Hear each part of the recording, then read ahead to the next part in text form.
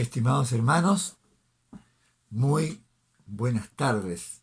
Les saludo en la comunión de nuestro Señor Jesucristo, dando gracias a Él por el énfasis que ustedes tienen para este mes, que dice: ocúpate en la lectura, la exhortación y la enseñanza. Y tiene como base el pasaje de 1 de Timoteo capítulo 4, versículos 1 al versículo 16. Es muy pertinente, es muy adecuado el énfasis porque estamos comenzando el mes de la Biblia. Y por lo tanto, todo tiene que destacar, exaltar lo que la palabra de Dios significa para nosotros. Ocúpate en la lectura, la exhortación y la enseñanza. Voy a hacer lectura del pasaje completo de 1 de Timoteo 4, 1 al 16, buscando que la sola lectura del pasaje ya esté iluminando nuestras vidas. Dice así la palabra del Señor. Pero el Espíritu dice claramente que en los postreros tiempos algunos apostatarán de la fe, escuchando a espíritus engañadores y a doctrinas de demonios, por la hipocresía de mentirosos que, teniendo cauterizada la conciencia, prohibirán casarse y mandarán abstenerse de alimentos que Dios creó para que con acción de gracias participen de ellos los creyentes y los que han conocido la verdad. Porque todo lo que Dios creó es bueno, y nada es de desecharse si se toma con acción de gracias, porque por la palabra de Dios y por la oración es santificado. Si esto enseñas a los hermanos, serás un buen ministro de Jesucristo, nutrido con las palabras de la fe y de la buena doctrina que has seguido. Desecha las fábulas profanas y de viejas. Ejercítate para la piedad, porque el ejercicio corporal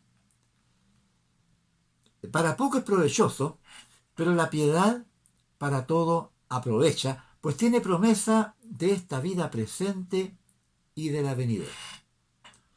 Palabra fiel es esta, y digna de ser recibida por todos, que por esto mismo trabajamos y sufrimos oprobios, porque esperamos en el Dios viviente, que es el Salvador de todos los hombres, mayormente de los que creen. Esto manda y enseña. Ninguno tenga en poco tu juventud, sino sé ejemplo de los creyentes en palabra, conducta, amor, espíritu, fe y pureza. Entre tanto que voy, ocúpate en la lectura, la exhortación y la enseñanza. No descuides el don que hay en ti, que te fue dado mediante profecía con la imposición de las manos del presbiterio. Ocúpate en estas cosas, permanece en ellas, para que tu aprovechamiento sea manifiesto a todos. Ten cuidado de ti mismo y de la doctrina, persiste en ello, pues haciendo esto te salvarás a ti mismo y a los que te oyeren. Esta es palabra del Señor.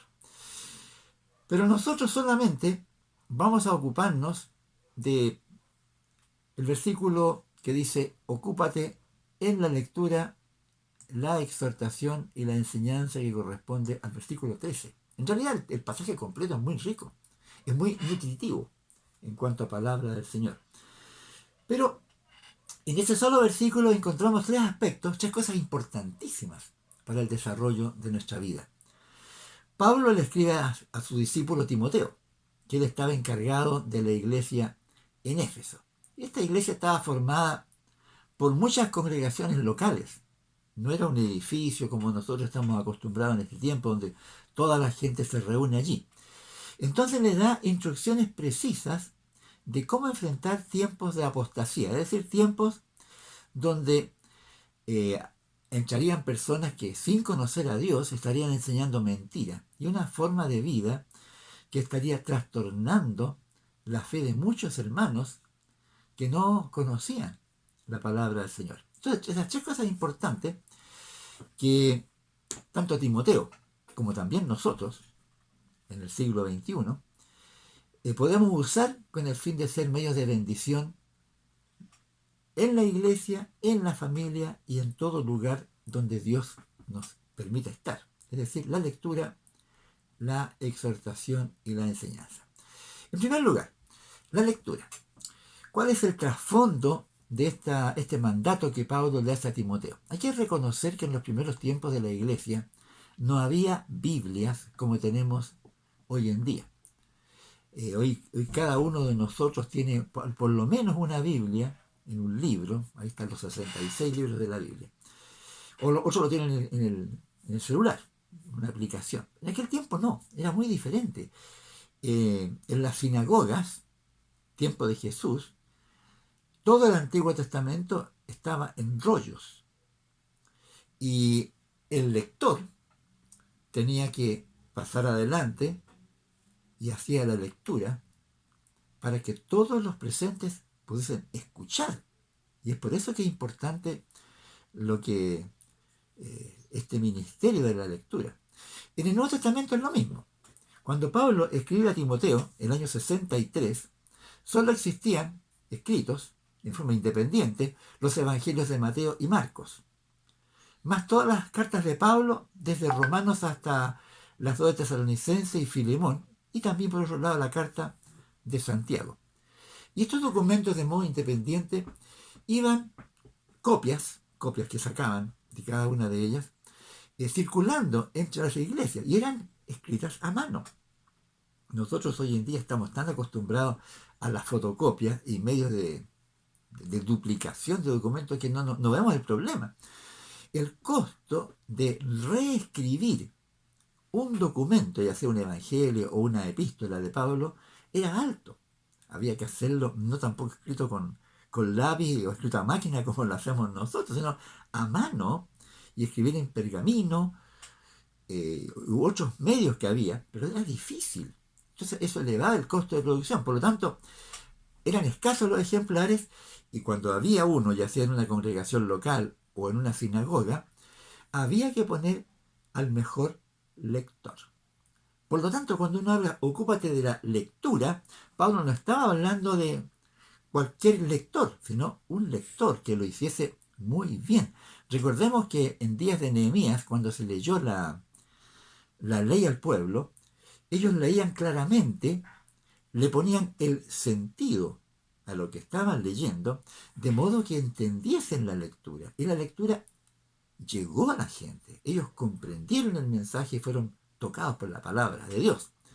Y en el fondo también la lectura nos lleva a un tema de fe. ¿Por qué? Porque la fe viene por el oír y el oír por la palabra de Dios. Entonces una palabra que está bien leída va a comunicar su contenido y los que escuchan van a ser bendecidos por esa palabra. Ahora, con eso de trasfondo tenemos que enfrentar la pregunta, ¿cómo ser eficientes hoy en día en este ministerio que es leer la palabra de Dios? Lo primero que tenemos que hacer es reconocer que no todas las personas, no todos los hermanos de una iglesia leen bien. Lamentablemente, aunque la enseñanza en los colegios está bastante avanzada, no parece que no en todas partes nos ha permitido aprender a leer bien. Uno basta escucharnos a nosotros mismos, vamos a darnos cuenta que no lo estamos haciendo correctamente. Ahora, ¿cómo aprender a leer bien? Bueno, mire, algunas sencillas pautas quiero dar para poder autocontrolarnos y practicar en este ministerio. Lo primero es observar bien cada palabra para estar seguros de que lo que vamos a leer es lo que dice el texto. Respetar las puntuaciones con el fin de entender qué quería decir el escritor a sus destinatarios originales. las puntuaciones son muy importantes. Punto aparte, la coma, etcétera, el punto suspensivo. ¿Ya? Y esto nos tiene que llevar a algo que es más importante aún, que es la comprensión lectora. Es decir, debemos leer el texto hasta comprender lo que estamos leyendo y poder comprenderlo al nivel de poder explicárselo a otras personas. Ahí a veces uno escucha una lectura de corrido, pero sin puntuación, sin énfasis, que indica claramente que la persona que está leyendo no entiende lo que lee. Y si no entiende bien el que está leyendo, menos van a entender lo que escuchan. Yo debo reconocer que tuve problemas con esto de la lectura. Yo me fue mal en el colegio cuando era adolescente y era porque no leía bien, no entendía nada. Y para rematar el tema, el profesor escribía en la pizarra y había que tomar notas rápidamente, luego borraban la pizarra, etc. Pero aprendí a leer bien siendo adolescente y leyendo mis apuntes del colegio en voz alta. Y yo caminaba, como estudiaba de noche en ese tiempo, porque había fracasado en la enseñanza diurna, me tiraron a estudiar de noche.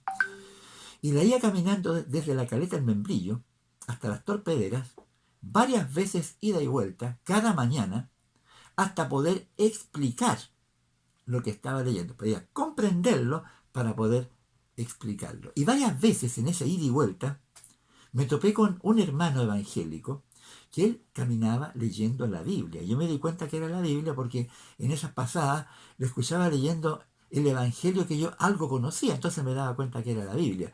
Y me llamó la atención. Yo leía mis estudios del colegio y él leía la Biblia. Después, hermano, lo vi predicando en la Plaza Aníbal Pinto, así que seguramente era de las asambleas de Dios. Él estaba predicando allí. Pero quiero asociar esto, que lo importante para una persona que quiere aprender lo que está leyendo es comprender el texto. En ese caso ese hermano lo hacía con la Biblia y en el caso nuestro también es importante hacerlo.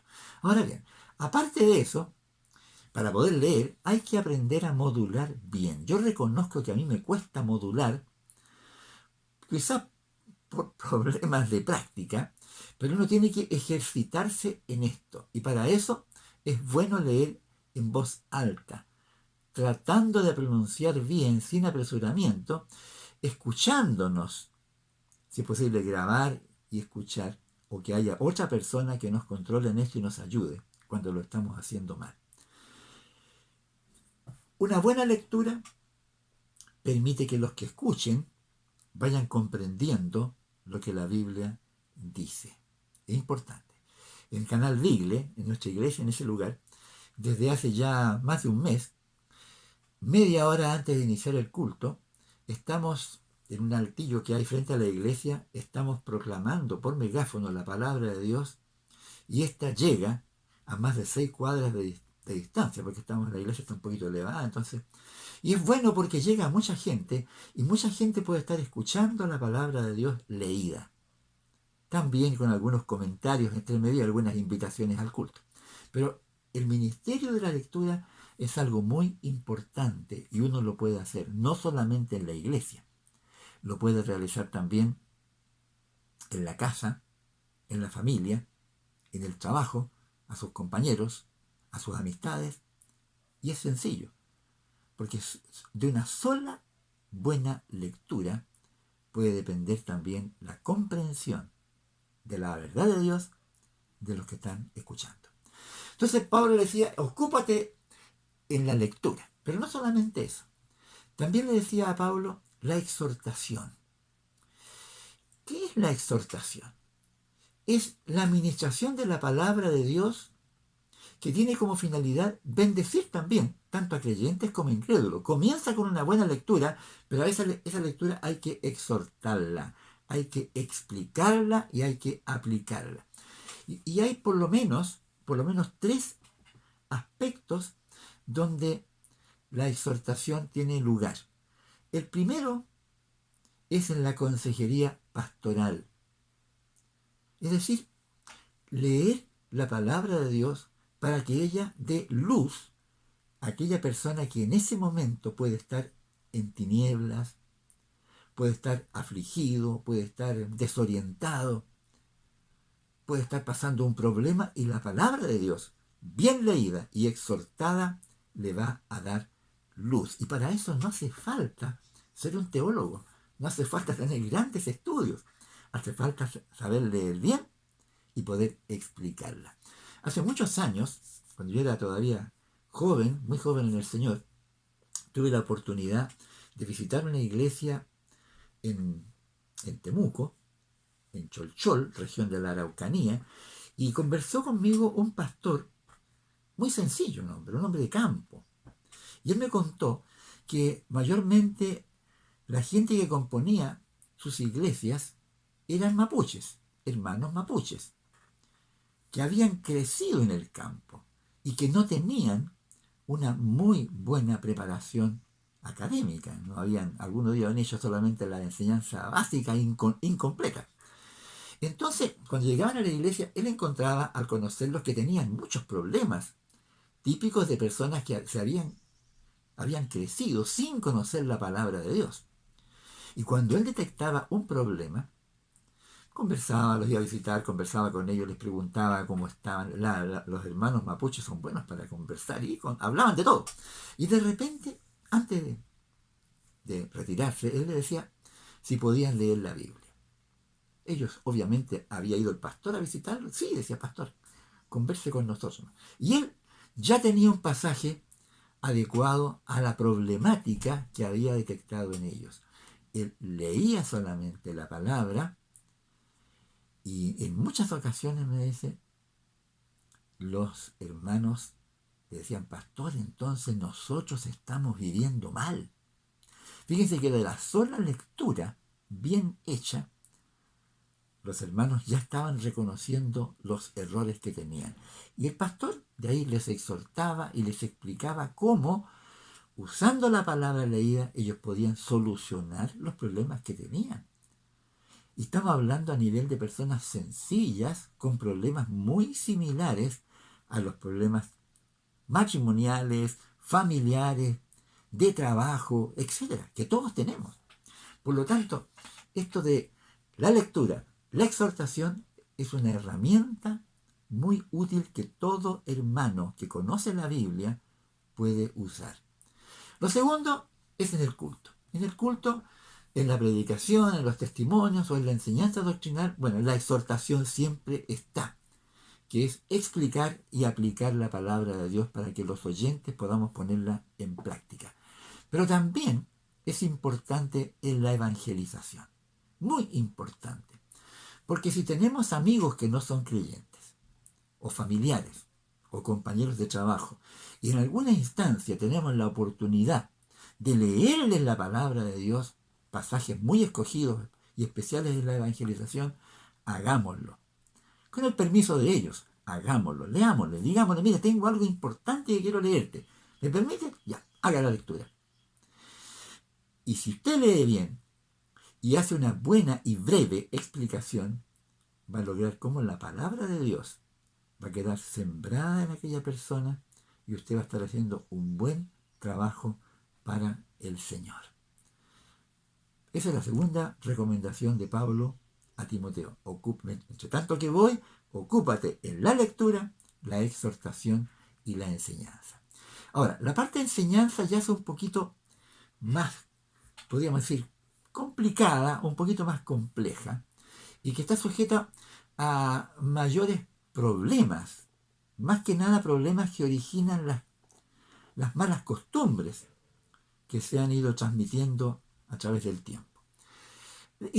La enseñanza tiene que ver con instruir, con adoctrinar, con comunicar y enseñar doctrina con la palabra de Dios. Pero palabra de Dios y no palabra de hombres. Ahora, lo importante es que podamos distinguir qué es palabra de Dios y diferenciarla de lo que es palabra de hombre. Esto lo vamos a ver ahora, desarrollando este punto de la enseñanza, que también tenía que ver Timoteo. Debemos comenzar a quitar de nuestras costumbres y de nuestras tradiciones todas las tradiciones religiosas que están metidas en la iglesia, pero que no surgen explícitamente de la Biblia, pero que a veces llegan a ser más importantes que la Biblia. Y esas circulan mucho en el pueblo cristiano evangélico. Y estas tradiciones muchas veces dividen la iglesia, porque algunos, enfatizando aspectos que la Biblia no ha enseñado en forma explícita, le dan un tono, le dan una aplicación diferente entre diferentes denominaciones, y al final, dentro de la misma iglesia, dos interpretaciones diferentes de un mismo texto han llevado a divisiones entre las iglesias, en las aplicaciones, por ejemplo. Es por eso que no hay que ir más allá de lo que la Biblia dice. La palabra de hombres es cuando una persona, tomando un pasaje de la Biblia, lo explica a su manera, lo aplica a su manera y lo impone. Y eso no corresponde. Si la Biblia no es categórica en un punto, no tenemos derecho a ser categóricos nosotros en ese punto, porque estamos imponiendo algo que la Biblia, como palabra de Dios, no impone de una manera absoluta. Distinto el hecho, por ejemplo, que la Biblia dice no hurtarás. Ahí no hay vuelta que darle, está claro. Simplemente hay que obedecer. Pero hay otros pasajes que son más complicados. Por ejemplo, un caso muy breve sobre la posición para orar. Hay personas que enseñan, y lo digo porque lo escuché una vez en forma categórica, y un hermano llegó a una iglesia nuestra diciendo que la posición correcta para orar era de rodillas.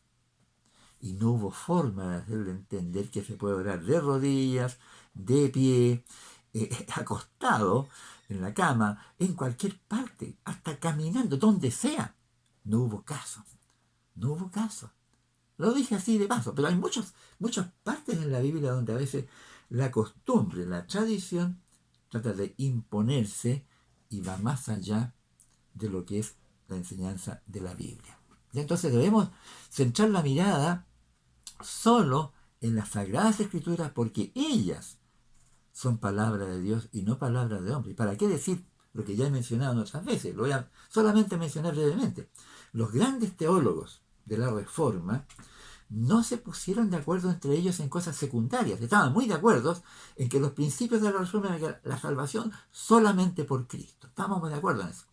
Pero en otros temas no. Por lo tanto, estarían los luteranos, los calvinistas, los de seguían a Zwinglio y otros reformadores, y después han seguido dividiendo. Si tenemos un pueblo cristiano evangélico tremendamente fraccionado en denominaciones y en posiciones teológicas por causas secundarias y no de lo que es principal. Ahora bien, los ministros, las personas que servimos a los demás, los que ministramos, los que servimos con la palabra de Dios, debemos quitar de nosotros la idea de lo que es el maestro de escuela, del pizarrón o del conferencista que solamente entrega conceptos y conceptos abstractos difíciles de practicar, más o menos en la idea de los filósofos de griegos, como cuando Pablo llegó a Atenas y se encuentra con filósofos que solamente querían oír y decir cosas nuevas. En realidad eso a muchos les gusta, pero eso no es la enseñanza que uno debe entregar en la iglesia. Y tampoco son cosas que enseñaba el Señor Jesucristo. Muchas veces nosotros enfatizamos en temas que debemos memorizar y formar una mente muy rígida en ese sentido, que sirven cosas para discutir, pero difíciles de practicar. Y debemos dejar eso y poner atención en la forma y en el fondo, cómo Jesús enseñaba y cómo los apóstoles enseñaban. Y centrarnos en ello. Y eso está en la Biblia. Recordemos que Jesús hizo una observación con respecto a los escribas y fariseos. Jesús dijo, mire, en la cátedra de Moisés, es decir, en la enseñanza de Moisés, están los escribas y los fariseos, pero hagan todo lo que ellos dicen, dijo Jesús, pero no hagan conforme a lo que hacen, porque dicen y no hacen. Entonces Jesús enfatizaba de una manera práctica. No era repetir conceptos, sino vida, vivencia, una forma concreta de obedecer a Dios. Cuando los apóstoles comenzaron en la formación de la iglesia, dice el libro de los Hechos, capítulo 2, versículo 42, dice que la gente perseveraba en la doctrina de los apóstoles. ¿Y qué era la doctrina de los apóstoles? Bueno, era lo que el Señor Jesucristo les mandó a hacer. Voy a leer de Mateo 28 para no perder la visión de esto de lo que estoy diciendo. Mateo 28, últimos versículos. Dice el Señor Jesucristo: toda potestad me es dada en el cielo y en la tierra. Por tanto, id y haced discípulos a todas las naciones, bautizándolos en el nombre del Padre y del Hijo y del Espíritu Santo, enseñándoles que guarden todas las cosas que os he mandado. Y he aquí yo estoy con vosotros todos los días hasta el fin del mundo. Amén. Verso 20. Enseñándoles que guarden todas las cosas que os he mandado. Y eso era la doctrina de los apóstoles. Esa era la enseñanza de los apóstoles. Ellos enseñaron a la iglesia todas las cosas que Jesús les mandó. No eran conceptos, era práctica. Era cómo tenían que hacer la vida y el ministerio. La enseñanza cristiana no debe caracterizarse por repetir lo que otros han dicho, lo que dijeron los reformadores, lo que dijeron los padres de la iglesia, lo que dicen los evangelistas. No interesa. Lo que nos debe interesar es lo que la Biblia dice, y es ahí donde tenemos que poner nuestro centro. Ahora, ¿cómo ir a las Escrituras? Las Escrituras, la Biblia, son nuestro alimento espiritual, y nosotros debemos tener como objetivo conocer todo el consejo de Dios. Y era el objetivo también del apóstol Pablo. Y todo está en la Biblia, y debemos hacerlo sin quitarle y sin añadirle, con el fin de no adulterarla, no diluirla, no contaminarla o no falsificarla, como a veces ocurre con los alimentos. La enseñanza de la Biblia tiene que ser lo más pura posible.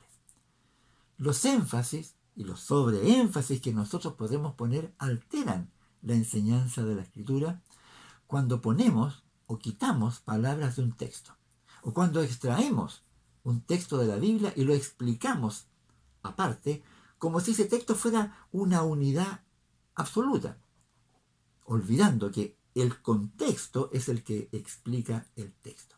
Un versículo enseñado fuera de contexto puede llevar a errores malos. Por ejemplo, en evangelización muchas veces usamos Juan 1.12 y no enseñamos el contexto de ese versículo. Y enseñar el versículo Juan 1.12 fuera de contexto lleva a la idea equivocada de que la persona es la que tiene el poder de decidir si recibe o si no recibe a Cristo. Pero lea el versículo 13 y se va a dar cuenta que el versículo 12 solo estaría entregando una enseñanza trunca, equivocada. Mateo 22-29, por ejemplo, también es interesante cuando Jesús dijo: erráis, ignorando las Escrituras y el poder de Dios, y cómo algunas personas o iglesias sobreenfatizan la importancia de las Escrituras y otras iglesias sobreenfatizan la importancia del poder de Dios. Y yo me pregunto ¿por qué? ¿Por qué? ¿Cuál es la razón? ¿Por qué sobreenfatizar una frase y no ponerla en armonía con la que sigue? ¿Por qué? Por prejuicio. Porque hemos sido formados, unos formados en la importancia de la Escritura y otros fueron formados en la importancia del poder de Dios, pero no logran entenderse que no podemos separar la Escritura del poder de Dios, que van juntos. Entonces no podemos sobreenfatizar, porque estamos enseñando mal. O en Apocalipsis 3:16, por ejemplo, cuando habla de los tibios. ¿Ya? Es interesante cómo se interpreta el tibio en la iglesia. Y generalmente las interpretaciones populares que yo he encontrado, no, es que el tibio es el hermanito que está por ahí nomás. Está con un pie adentro y otro pie afuera, que no se compromete. Y la realidad es que la explicación que da ese pasaje del Apocalipsis que está en el mensaje a la iglesia de la Odisea es totalmente distinto. El Señor, por medio de Juan, les dice a la iglesia, porque tú dices, yo soy rico y me he enriquecido y de ninguna cosa tengo necesidad. Y no sabes que eres un desventurado, miserable, pobre, ciego y desnudo. O sea, el tibio es un autosuficiente. Por eso es bueno leer pasajes completos para poder entregar una enseñanza tal como está en la Biblia. Exactamente, ese es nuestro llamado. Ahora, por eso uno debe enseñar solamente la Biblia. ¿Por qué? Porque la Biblia, que es una colección de palabra de Dios, escrita por un periodo de 150 años, contiene eh, la palabra de Cristo, contiene al verbo escrito, eh, sin importar el idioma ni el dialecto en que fue traducida, allí su esencia es Cristo, tanto en el Antiguo como en el Nuevo Testamento. Por esa razón Jesús le dijo a los religiosos de su tiempo, escudriñar las Escrituras, porque a vosotros os parece que en ellas tenéis la vida eterna. Y ellas son las que dan testimonio de mí. Y no queréis venir a mí para que tengáis vida. Es por eso que debemos enseñar solo Biblia y buscar a Cristo contenido en la Escritura y no otras cosas que son secundarias y a veces son cosas que no tienen mayor importancia. Solo Cristo. Y enseñar libros completos. Y aquí quiero volver a lo que ya mencioné. No centremos nuestra enseñanza en versículos aislados. La Biblia son 66 libros que se escribieron en un periodo de unos 1500 años. Moisés escribió como 1400 antes de Cristo y Apocalipsis se escribió casi a los 90 y tantos años, casi 100 años, así que son más o menos 1500 años. Y cada libro fue escrito en un contexto diferente, diferente problemática, es una unidad completa. Debemos acostumbrarnos a estudiar la Biblia y a enseñarla en base a libros completos en su contexto, tocando la problemática que está revelada en el libro y no extrayendo versículos de todos lados para armar una enseñanza bastante antojadiza que no es enseñanza de la palabra de Dios, sino que es enseñanza de aquel que armó ese rompecabezas de versículos. Es por eso que la teología sistemática, que a veces junta versículos de diferentes lados para enseñar diferentes temas, es peligrosa. Por ejemplo, la teología sistemática sobre el Espíritu Santo, por ejemplo, es distinta si viene de una fuente pentecostal a una fuente bautista a una fuente anglicana. ¿Por qué? Porque sus énfasis de las iglesias son distintos. Entonces, el que hace la compilación de versículos toma los que apoyan su posición preconcebida. No es correcto. Es peligroso. La Biblia debe ser leída, entendida y explicada en el contexto en que fue escrita. Así es simple. Dejemos que sea el Espíritu Santo, por sobre todas las cosas, que nos guíe en esto. Porque la Biblia, siendo palabra de Dios, debe ser leída, comprendida y explicada en oración, en una dependencia del Señor. En conclusión, como Pablo le decía a Timoteo, entre tanto que hoy, ocúpate en estas tres cosas tan importantes: la lectura, la exhortación y la enseñanza. Son prácticas que están al alcance de cada hijo de Dios. No estamos hablando de que son solamente dadas para aquel que enseña a mucha gente, no. Una mamá, por ejemplo, una abuela, puede enseñar hijos, nietos, como lo hizo la abuela y la madre de Timoteo. ¿ya? Loida y Eunice tuvieron una influencia maravillosa sobre Timoteo en cuanto a la enseñanza de la palabra de Dios. Nosotros también podemos hacerlo. Todos, sin excepción. Solamente aprende a leer bien, aprende a comunicar bien y aprende a estudiar bien la palabra de Dios. Y cada uno puede hacerlo, este ministerio, en todo lugar. Que el Señor nos bendiga, hermanos, que este mes de la Biblia sea un mes hermoso, donde podamos exaltar la Biblia como palabra de Dios y podamos usarla de la mejor manera para la gloria de nuestro Dios. Oremos, oremos. Padre, te damos gracias por tu palabra, te damos gracias porque tú has puesto esta riqueza incalculable su valor a nuestro alcance y todos podemos tenerla a nuestro alcance en nuestros hogares, llevarla con nosotros mismos a todo lugar. Gracias que no estamos con las limitaciones de los tiempos en que se escribió la Biblia, donde no todos podían tener un ejemplar.